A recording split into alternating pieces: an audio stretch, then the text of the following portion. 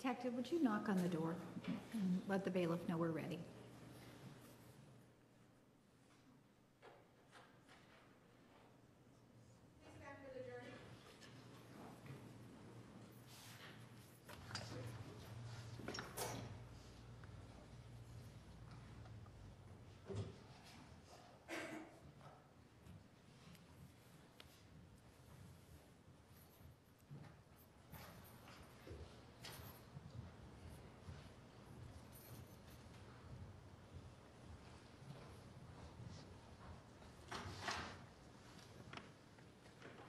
Please be seated. The record will show the presence of the jury, the defendant, and all counsel. Mr. Martinez. The state recalls Detective Esteban Flores to the stand.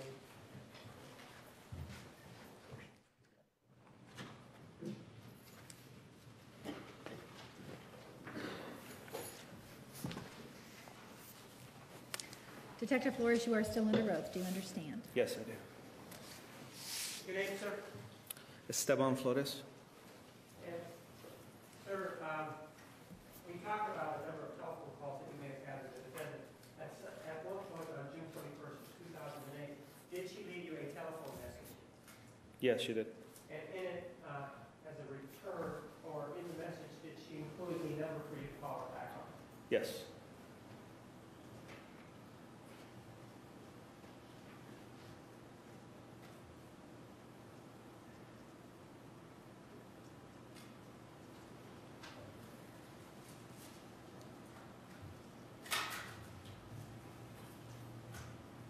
Please take a look at Exhibit 389. And once you look at it, did you review it prior to coming to court this morning? Yes, I did. Is that message including her voice and the telephone number that she left for you? Yes, it is. Move for the admission of Exhibit 389. No objection. 389 is admitted.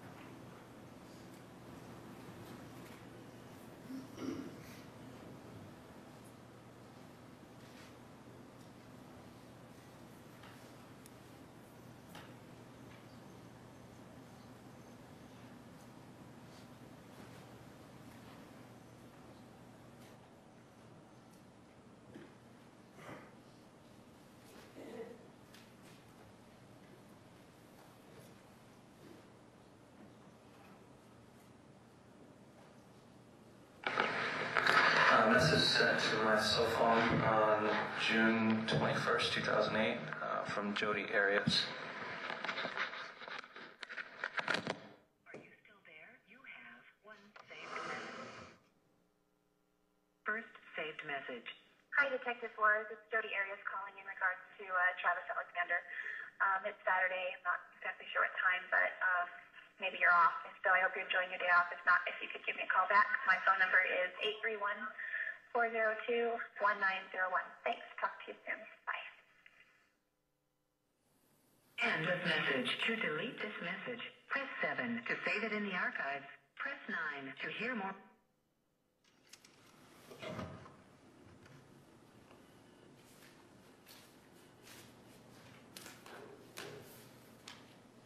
And the documents in Exhibit 366. The telephone number that is referenced there, is that the same one as the one referenced by Miss Arias in her call? Yes, it is. I don't have any other questions. Cross-examination? Thank you, Your Honor. Detective, you were present when the photos of Miss Arias and Mr. Alexander were shown in court, correct? Yes. Okay. And those were recovered from the camera on the scene, right? Yes. Okay. And that was a few weeks after the investigation began that those photographs were actually recovered, right? That's correct. It took a couple weeks for your forensics department to obtain those? Yes. Okay. Before they obtained those, had you had any other evidence that Miss Arias was at Mr. Alexander's home on June 4th? No, I don't believe so. Okay. So you spoke with numerous friends of his, right? Yes. Okay. You and your other investigators, people at the scene, that sort of thing. Numerous people at the scene, friends of his, right? Yes. Okay. And the roommates, and none of them gave you any information, the idea that Miss Arias was coming to visit Mr. Alexander, right? That's correct. Okay. Sounds to me like it's a secret, right? Objection calls for speculation. Sustained. Nothing further. Redirect. No, thank you. Any questions from the jury for this witness? See no hands, you may step down. You may call your next witness. The state calls the custodian of records for Sprint.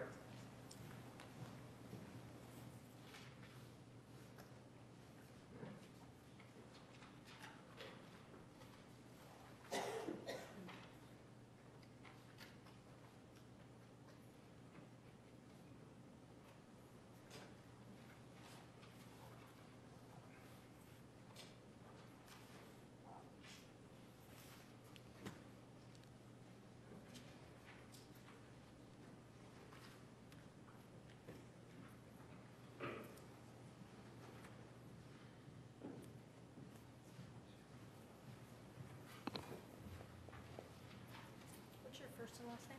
Jeff Strom, Jeffstrohm, as in Mary. All right, raise your right hand.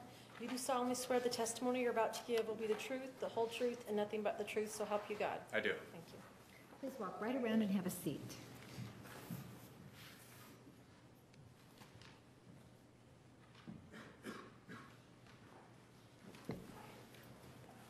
Your name, sir? My name is Jeff Strom. And who do you work for? I work for Sprint Nextel Telecommunications. And what kind of business is that, just briefly? We're a cell phone company. And I'm going to show you exhibit number 366.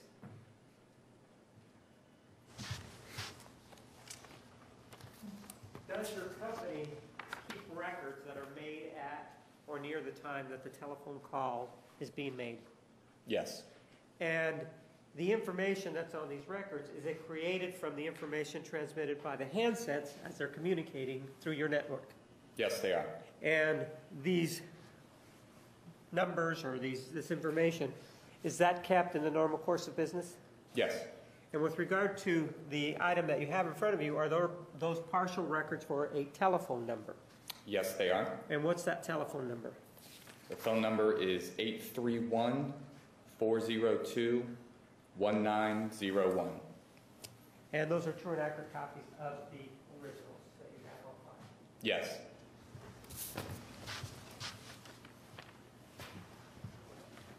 I move for the admission of exhibit number 366.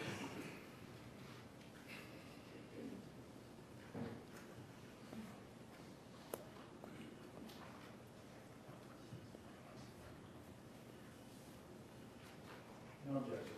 366 is admitted.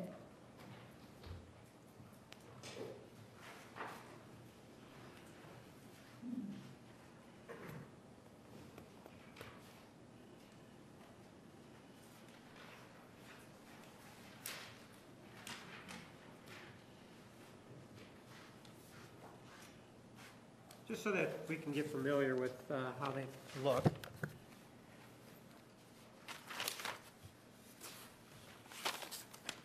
Let's take a look at the second page. In the first column, when it says calling NBR, what are we talking about? That's the calling number. That's the number that's initiating a particular phone call. So for example, if we take the first one, that the initiating number is an 801 number, right? Yes. And the number that they called is our target phone, correct? Not necessarily, no. Okay. Why do we have there 11831-402-1901? What are we looking at there? What that column represents is the called number, the number that's receiving a particular phone call. For this specific example, which has the 11 before the 10-digit target number ending in 1901, what that represents is a phone call that's routed to voicemail. Okay, and then we have the dial digits. How is that different than what we looked at just now? Those are the numbers actually input into the physical handset. In other words, the person who's calling actually inputted those numbers into their handset? Correct. Okay. And then the MR number, what does that mean? That's an acronym for mobile role, the role of the target number. The entries you see underneath there are going to be inbound, outgoing, or routed with respect to the target number ending in 1901. Inbound being that the target number is receiving a phone call, outbound being that the target number is initiating the phone call, and then routed phone calls. All right, and the start date, what information is provided there? That's the date and time as to when a phone call initially registers onto our network. And when you say it registers onto the network, are we talking about the switch? Yes. Okay. And then the end date and time, what about that? When a phone call terminates from our network or switch. And the duration, is that, what's the unit of measure there? Seconds, it's the amount of time spent on the network in seconds. And then REPOLL number, what is that? That's the repull number. For the sake of these records, what it is a reference to a group of cell phone towers with respect to a certain area. There's a repull number for Kansas City. There's a repull number for Dallas. For bigger areas such as Los Angeles, there's multiple repull numbers. But again, it references some sort of geographic region. And then it has first cell. What does that mean? That number indicates the specific cell phone tower that the target number is using at the beginning of a phone call. Well, how come we have zeros here? What does that mean? It can be a couple different things. For text messages, it's not going to show any cell site information. Also, when phone calls are routed to voicemail, like the first example that we looked at on the screen, that's not going to show any cell site information. When you say it's routed to voicemail, who has the actual system of the voicemail? Is it your company at a server somewhere, or is it the phone itself? Sprint, the company Sprint. We have a server that provides voicemail, and the call records will show when an inbound phone call is routed to voicemail accordingly. And then the last cell, what does that mean? That indicates the specific cell phone tower that the target number is using at the end of the phone call. Okay, I'm going to go down here and take a look at this entry, and it's June 4th, 2008 at 11:48 and 28 seconds. You see that one? Yes. In terms of the time, this time that we have here, does somebody walk around and set the clock for you, or is that set according to some other unit of measure of time? In other words, where do you get that? Sure. The timestamp for phone calls is with respect to the switch that's fielding the phone call. So if I make or receive a phone call in the Phoenix area, it's going to represent Arizona time. Okay. And in this case right here, for this line here, the calling number is what? 831-402-1901. And so does that mean that the target number is the one that's making this call? Yes. And then the number that is being called is what? 951-536-2162. And then if we take a look at exhibit number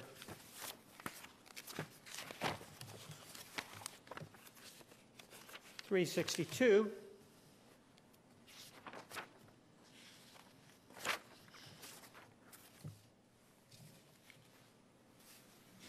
do you see the number there, the mobile directory number? Yes. Are they the same numbers as the one you just read to me? That is the same 10-digit phone number I just read, yes. So our target is calling this particular number, correct? Correct. And then it's listed twice. Explain to me why that's listed twice. I know that in the previous example there was a 1. In this one there isn't. So if you don't mind explaining to me what is going on there. Sure. This is an easier example to explain. The 10-digit phone number ending in 2162 was entered into the handset and was the number that was called. So it was the number that appears in the dialed digits column and the number that appears in the called number column. And this one doesn't have like 1 1s in front of it. What does that mean? It means it had the 1 1s represent when an inbound phone call is forwarded to the target number's voicemail. So since it doesn't have the 1 1s, it has nothing to do with voicemail for Right. the target number. And it's not an inbound call either. It's an outgoing call, correct? Correct. And if we look at the next column, that's exactly what it tells us, right? Yes. And the date and time of that is what? June 4th, 2008, 23:48 military time, 11:48 standard time. And the call ended at what time? 23:51 military time, 11:51 standard time. And how many seconds was that? 169 seconds. So if we look right under it, it says 168. Is that the same call or is that another call? That is the same phone call. How do you know that's the same phone call? If you look at the times, they overlap. You see the outgoing aspect of the phone call starting at 23:48 and 28 seconds and ending at 23:51 and 17 seconds. The second aspect of the phone call begins at the same time and ends just a second earlier. Because of the overlapping times, that is the same phone call. And directly underneath, we have another entry about the same time, but about 5 minutes apart. Is that a different phone call? That is a different phone call, yes. And that call lasted how many seconds? 961 seconds. And then we can go back and trace it back, and it shows us the same sort of entry that we had before, correct? Yes. I don't have any other questions. Thank you. Cross-examination. I have none, Your Honor. Any questions from the jury for this witness? I see no hands. Thank you. You may step down. The state may call its next witness. The state calls Leslie Udy.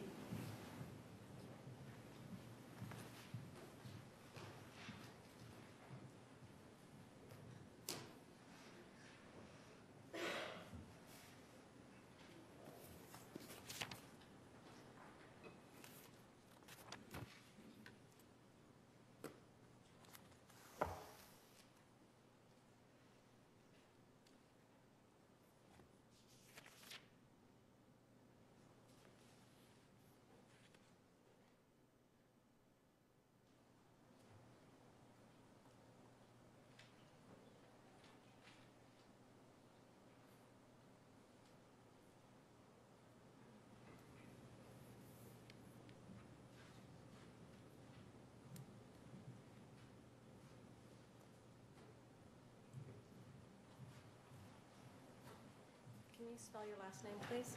U-D-Y. Raise your right hand. You do solemnly swear the testimony you're about to give will be the truth, the whole truth, and nothing but the truth, so help you God? I do. Thank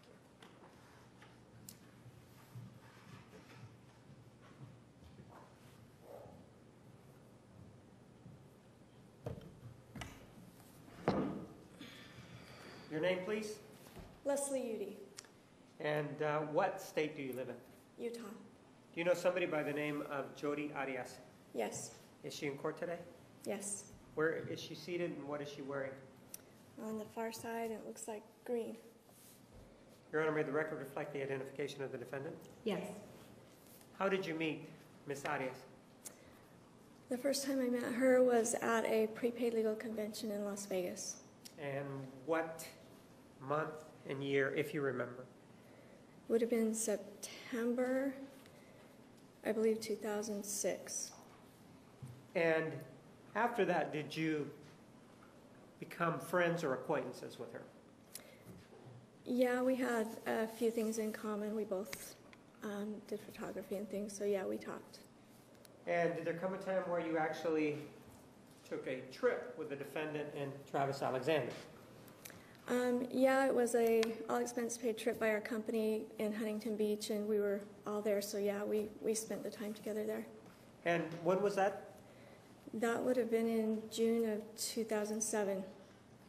And during that time, did you and the defendant have any conversations involving the defendant and whether or not she became concerned or involved about Mr.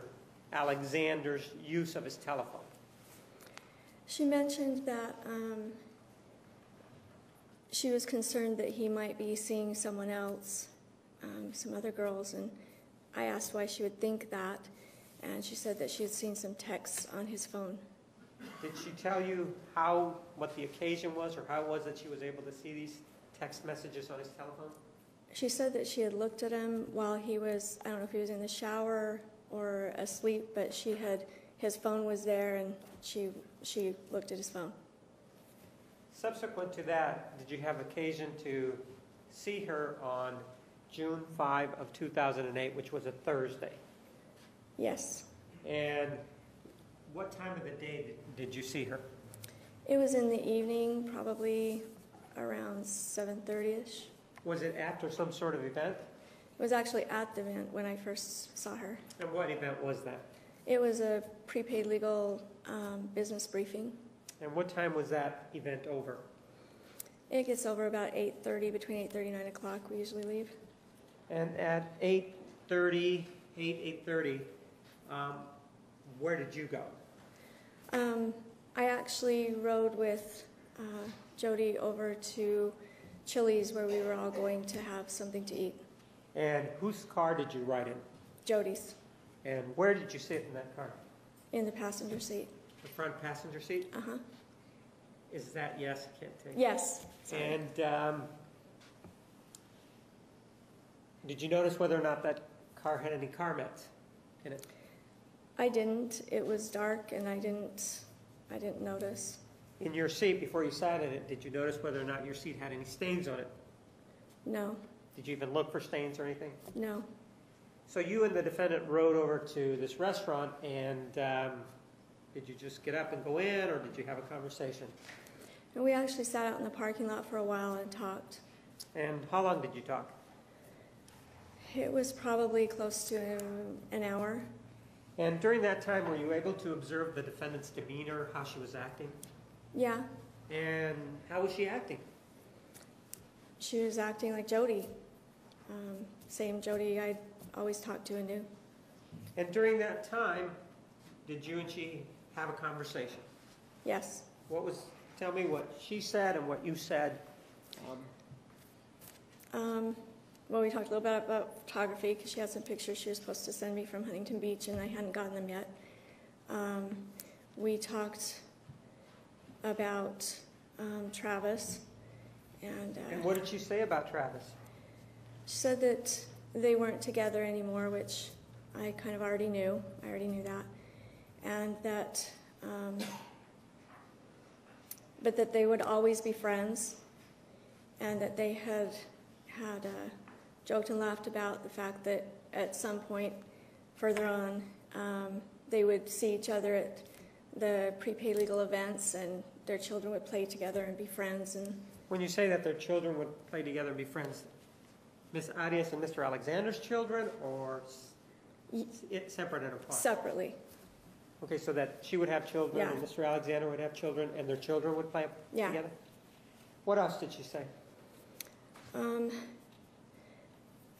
She said that Travis had tried to get her to come to Arizona, and that she had told him no because she was trying to create some separation there. That's why she had moved to California, is because they'd broken up and she wanted to create that separation. Anything else about Mr. Alexander? Not that I can recall. Did she ever indicate whether or not they were good friends, really good friends, or just friends, or did she ever indicate anything like that? She indicated that they would always be best friends. I do remember her saying that although they had broken up and weren't together anymore, that they would be best friends.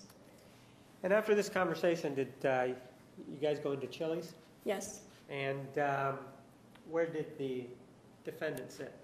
She sat on my right-hand side. And did you see who she sat next to? My husband, Mark.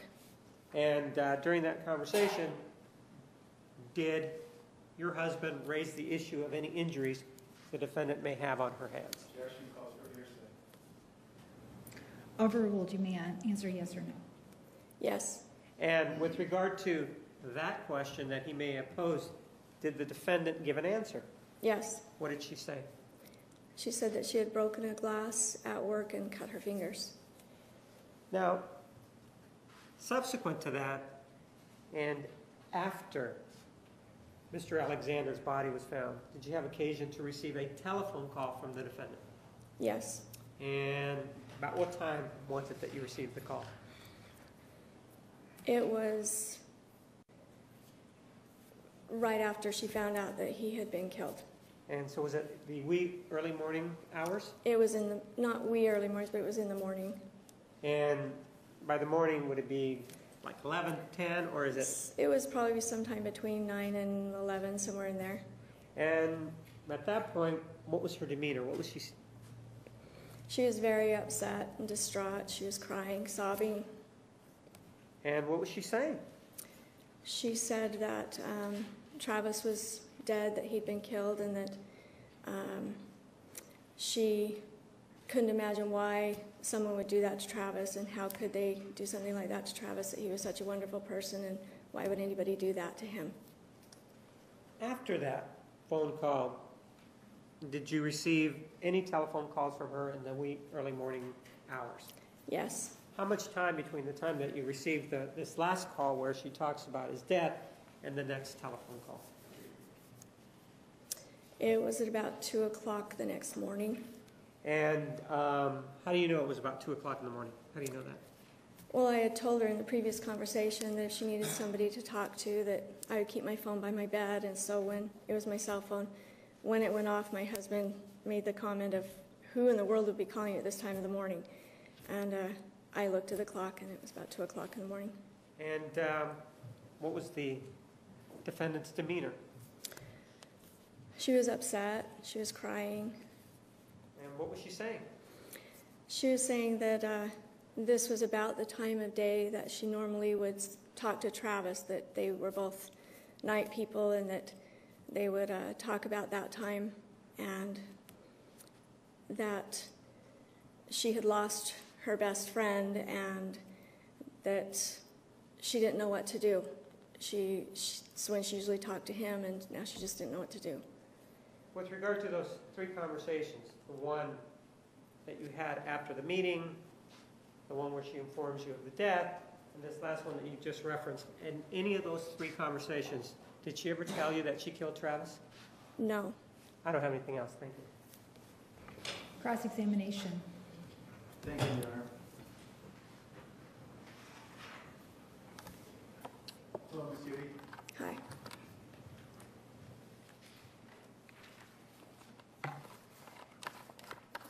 You recall we spoke back in, looks like June of 11, up in Utah? I do. Okay. One of the things you told me during that conversation, and you're aware of what Ms. Arias is being accused of doing, right? Yes. Okay. One of the things you told me during that conversation is that those accusations kind of didn't make sense to you based on the Jodi that you knew. Do you remember that? I do. Okay. Could you explain to us what you meant by that? Objection of relevance as to why she thinks the defendant could have committed the crime. Approach.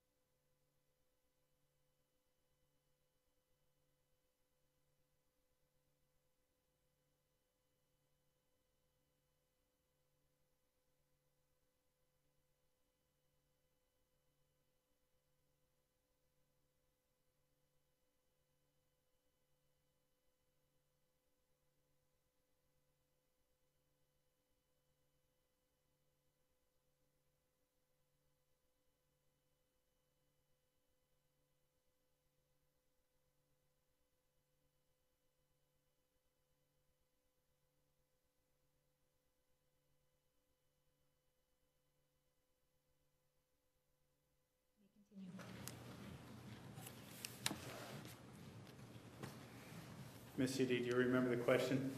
Would you say it again, please? I will try. One of the things I was reminding you of that back in June of 2011, we spoke about, you were aware of the allegations and how that was not in line with the Jodi that you knew. And what I was asking you to do is to kind of explain to us what you mean by that. Well, the person that I had known was a very quiet, soft-spoken, gentle person. And so that person that I knew, I couldn't imagine could have done something like that. Okay. You also told us a story, told me a story about a time when you spent the night in Mr. Alexander's home. Yes. And he was on the phone with someone. Can you kind of tell us that? Do you know the story I'm referring to? Yeah, I do. Okay.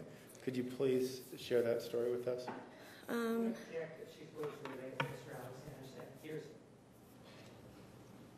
Sustained. I'm not asking for specific. Can we approach?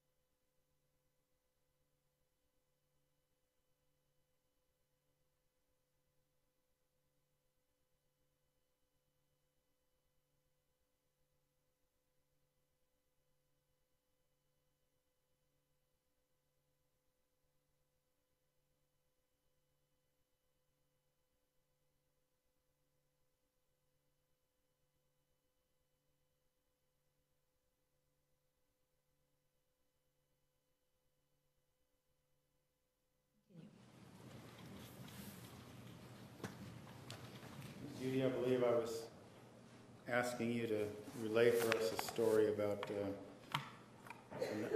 a night you spent in Mr. Alexander's home when you were there or in Arizona for a business meeting. Could you do that for us now? I came to Arizona for business, and Travis was always, saying, come stay with, if you come down here, come stay with me. I was at his home. Oh. You may continue the story, but don't tell us anything that he said to you. Okay. I was staying at his home, and I woke up about 1 o'clock in the morning, came out to go down to the kitchen to get a drink of water, and Travis was sitting on a big beanbag chair right there outside of the bedroom doors. Okay. And what was he doing? He was talking on the phone. Okay. And do you know about what time this was? It was about 1 in the morning. Okay. And do you remember who he was talking to? Jokingly, I said, say hi to Jodi. Mm-hmm. And can I say what he said? Did you get the impression based on that he was talking to Jodi? Yes. Okay. You were asked about this trip to Huntington Beach that you were on. Yes. Jodi was there, Yes. and Mr. Alexander was there. Yes. And you were asked about some conversations you had with Miss Arias. One thing you weren't asked, though, is during those conversations, were you ever get an inkling or advised that Mr. Alexander and Miss Arias were having a sexual relationship? Yes. Thank you, Ms. Jodi. Redirect. One of the things that you testified about was that you knew Miss Arias, right? Yes. And the person that you knew was quiet, right? Yes. Reserved, right? Yes. And you gave us your impression of how she was, right? Yes. Well, let me show you some photographs.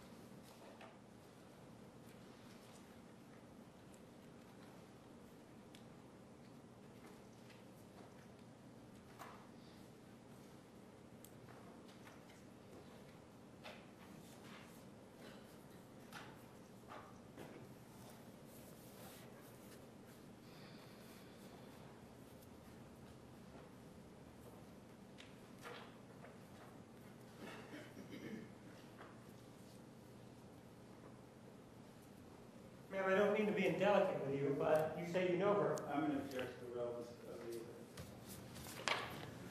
Approach.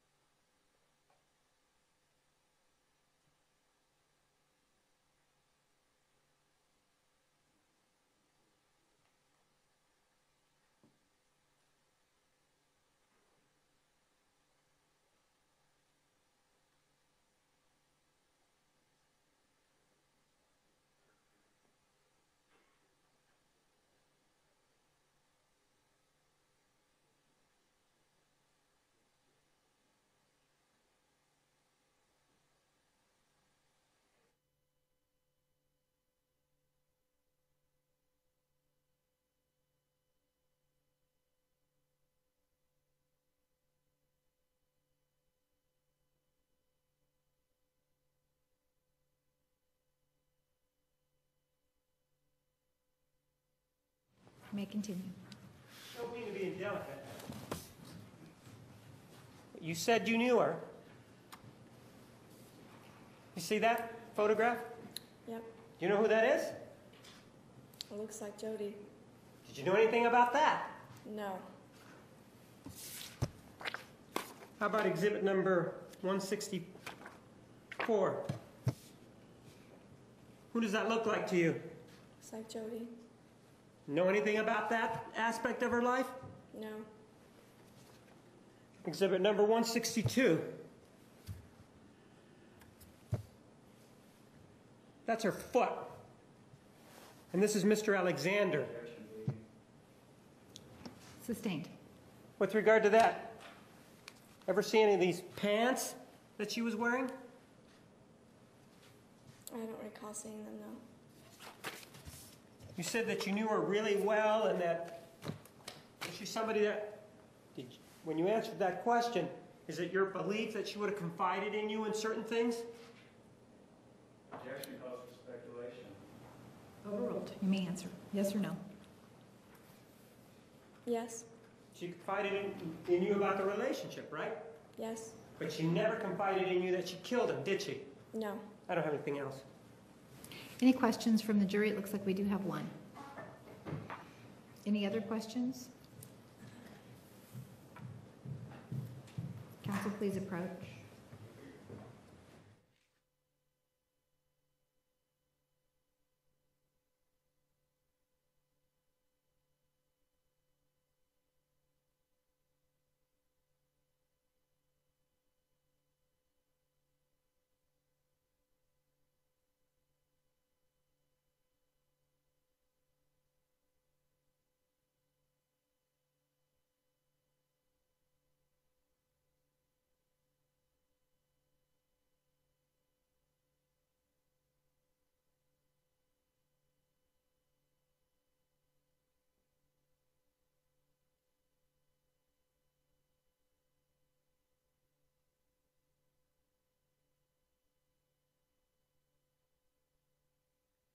A juror has a question for you.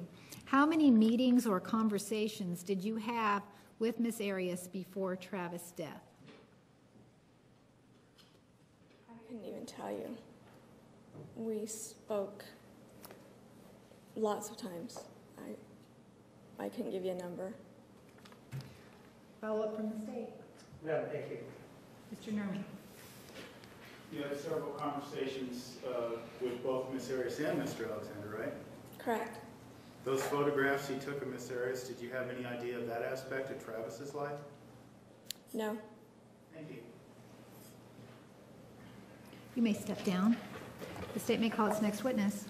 The state rests.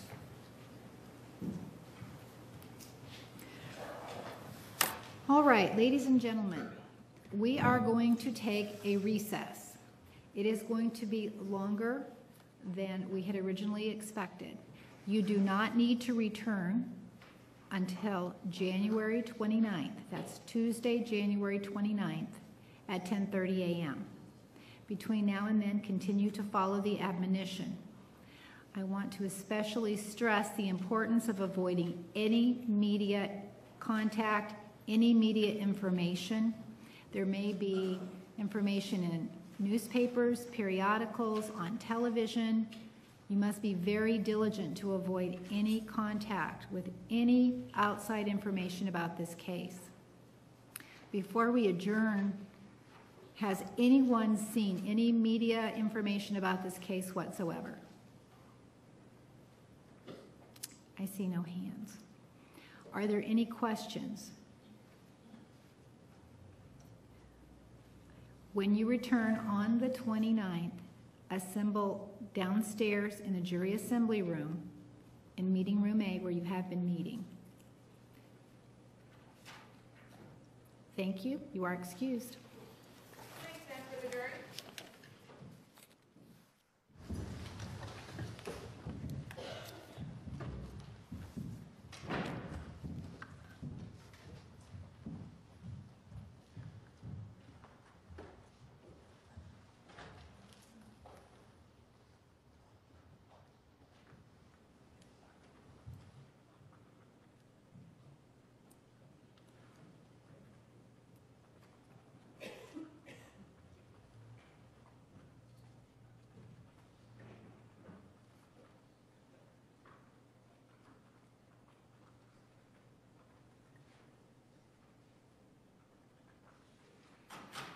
All right, the record will show the jury has left the courtroom. Please be seated.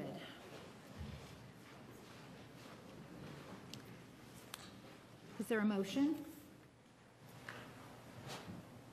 Yes, Your Honor. We would be asking for dismissal of the charges based on Rule 20 Arizona Rules of Criminal Procedure.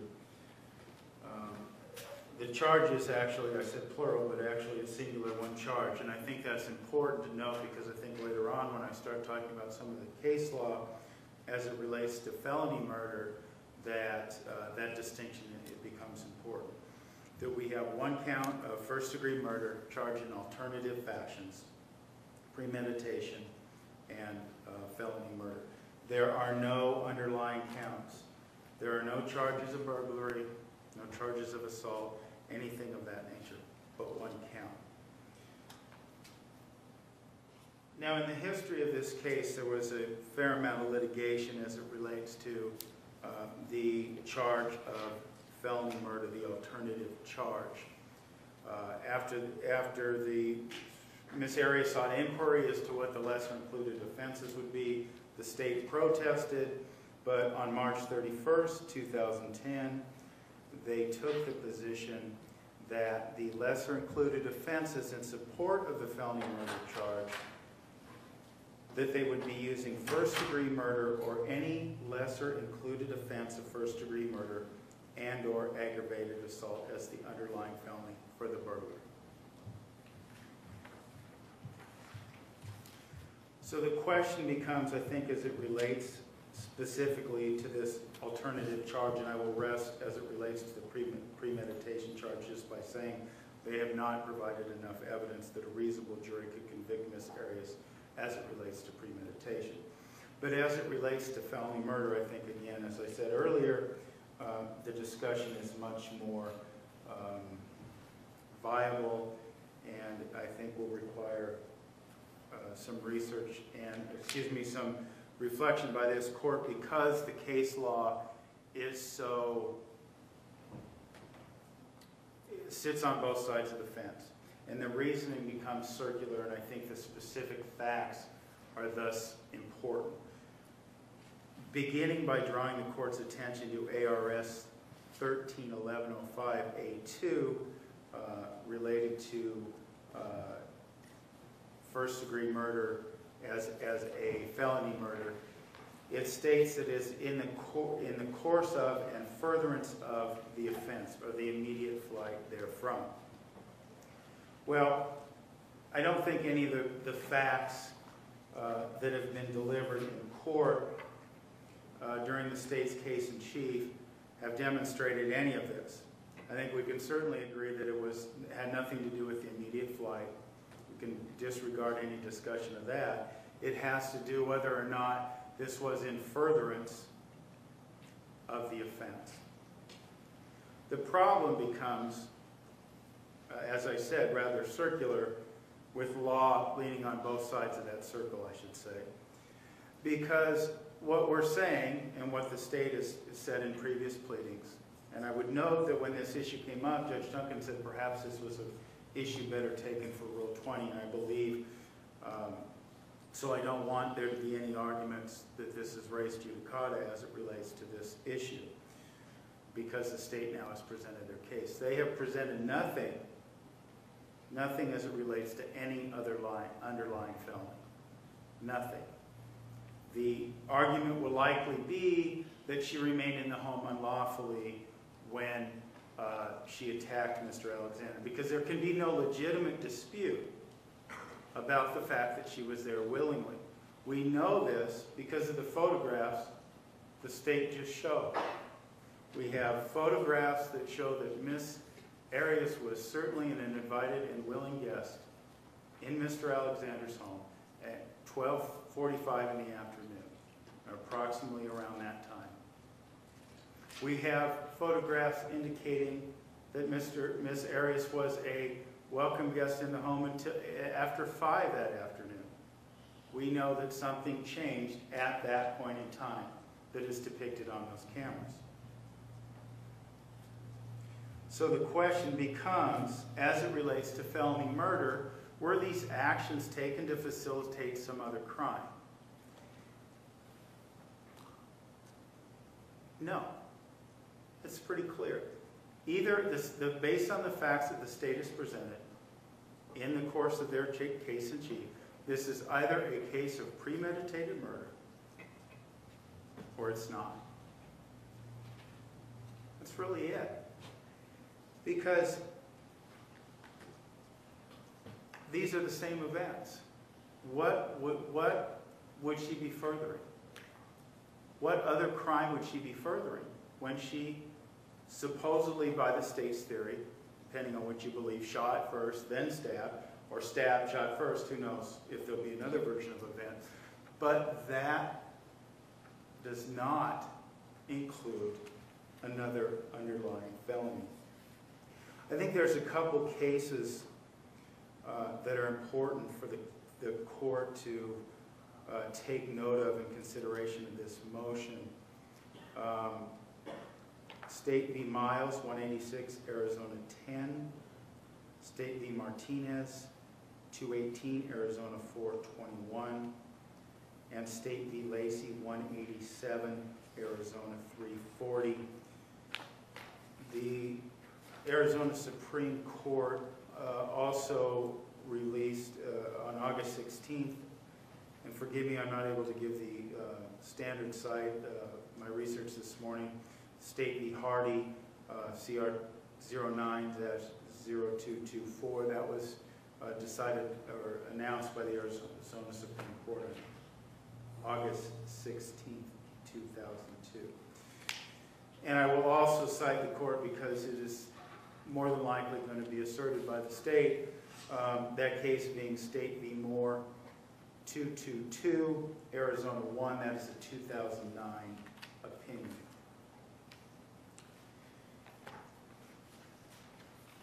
And what you will see is, when the court reviews these cases, I think what the court will see is that there are cases on both sides related to the facilitation, the furtherance, whether or not, there's case law that talks about burning a building with or without the intent to kill, the person is still dead, that there doesn't need to be a distinct felony. But these are different. If we look at Hardy and we look at Moore, they are different cases in the fact that they entered the home. Mr. Hardy entered the home with the victim of the kidnapping in order to facilitate a crime. The argument in Hardy on appeal was whether or not that it was really meant to facilitate, the murders really facilitated, or the kidnapping facilitated the murders, and because it was separate individuals, and for other reasons because he entered the home, that argument was held not to be correct. And I think Moore is a similar case. But here we have a situation of an invited guest there for a long time, and at a moment in time, about a minute, something changes. So the essence of the argument, Your Honor, is that there was nothing facilitated at all. There was no distinct offense for this burglary, and the charge, the assertions of felony murder based on that should not stand. Mr. Martinez. The charge of first-degree murder, as indicated, can be or was charged in the alternative premeditation and felony murder. As to the premeditation, I don't want to gloss over that. This case shows that on May 28th of 2008, approximately a week before June 4th, the defendant staged a burglary of her own home to steal the murder weapon so that she could kill Mr. Alexander. She then went to rent a car, not in the place that she lived, not the town that she lived, for fear of being recognized. Instead, she went to another town, 90 miles away, Redding, California. She shows up as a blonde and a male with her. When asked by the person who is renting the car to her, "Where are you going?" she says, "Just around town." And as to the car, well, didn't want a red one because that was a little bit too loud. Didn't want to be noticed. The plan was already in effect, and she did not want anybody to know that she was the person that had rented that car. She finds her way down to Mesa, Arizona, where Mr. Alexander lives, and as part of this plan, this premeditation, she took the license plates, the front and the back license plates off her car. She comes up with this story about some kids at Starbucks, perhaps playing a joke or a prank on her, but that clearly is not true. And so she didn't want to be recognized when she went over to Mr. Alexander's home because she was going to kill him. In addition to bringing the gun, she also brought a knife. And when she got there, she engaged in whatever conduct she engaged in, and then she began to attack him. She began to attack him after she had, in a manner of speaking, lulled him to sleep, had him in a very vulnerable position, sitting in that shower. And it is the state's position that she stabbed him first.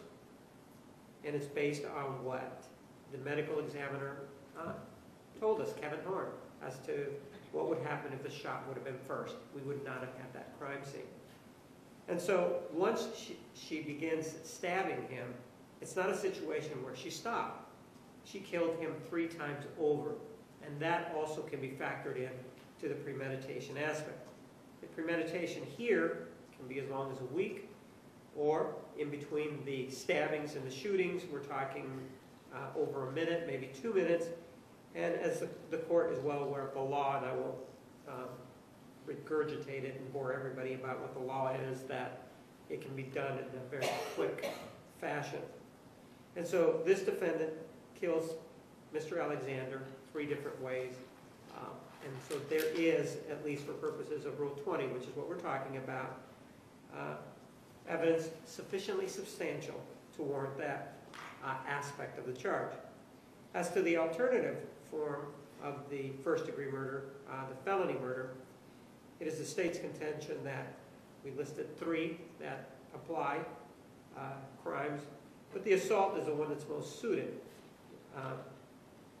When she began stabbing him, no one can debate the fact that Mr. Alexander, if he were alive, to be asked, did you really want her to be in your house when she began stabbing you?